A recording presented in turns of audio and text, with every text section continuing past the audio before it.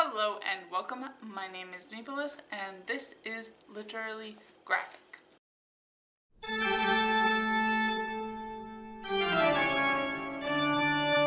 And today I decided to return to a book that I previously read but never actually reviewed or even logged as read, namely Gail Simone's other read Sonja book, Conan, Red Sonja.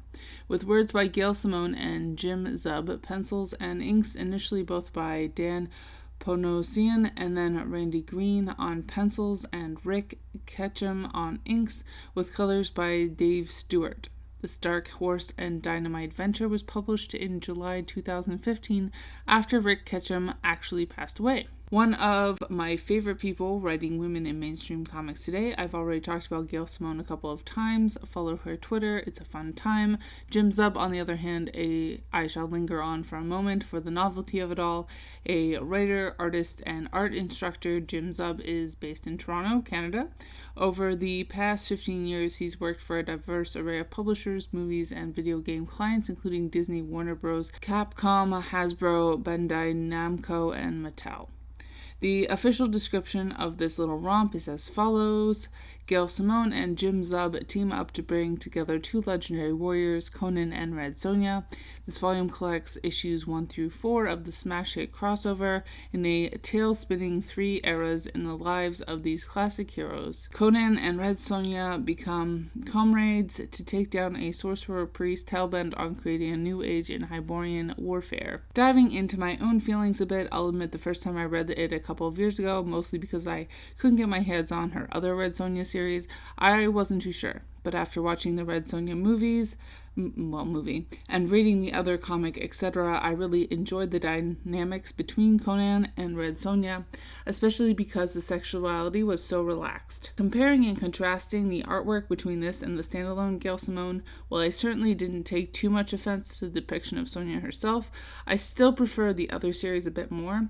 The actual chainmail bikini was minimal there, and her literally wearing said bikini all the time ended up looking extremely one note in this comic. That said, she owns it, and that goes a long way. If you can't even get a fictional character to believably consent to quote-unquote sexy outfits, that speaks to something at least adjacent to rapey. That said, the way Sonja's body became more rugged in the second half really subverted the whole bikini thing to begin with. That said, Conan's boss lady's outfit would not work in reality and isn't really all that attractive in my humble opinion. Other gender and sexuality notes hit. Sonja is impatient and ends up killing a lot more as a result, but it doesn't end up biting her in the butt either.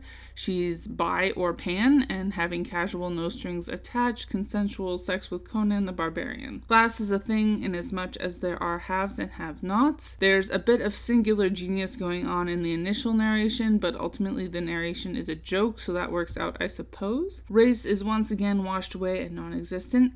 Fun.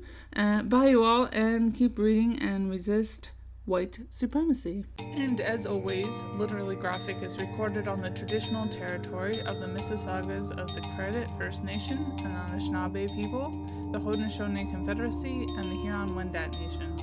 I live here because of British colonization, Indigenous genocide, and more geographically specific, Treaty 13, also known as the Toronto Purchase, which was finalized in 1805 between representatives of the Crown and certain Mississauga peoples.